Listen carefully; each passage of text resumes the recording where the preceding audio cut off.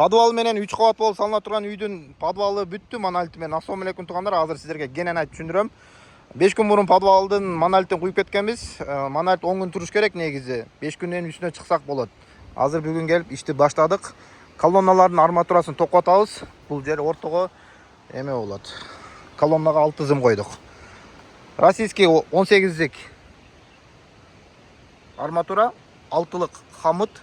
Көрүп турасыздар, биз ар бир кылган ишибизди видеого тартып, элге көрсөтүп, так туура маалымат берип, айтып, могу жерге мондай материал кетет, бул жерге мондай материал кетет. Мондай болот деп.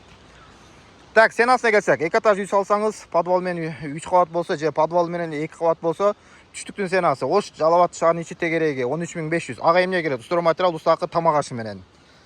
Бүтүшү квадраты, корпусу бул. Эме подушкадан баштап крышасын жаап беребиз. А калган иштери отдельно баа болуп, отдельно сүйлөшүлөт.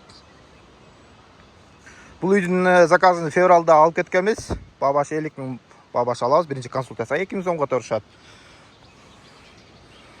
Колоннаны куюп кетебиз. Колонна 3 күн туруш керек. 3 күндөн кийин кирпич чыгарып, дуалды уруп баштайбыз. Туугандар, эгерде биздин иш көңүлгө жакса, уста керек болсо звонок кыласыздар.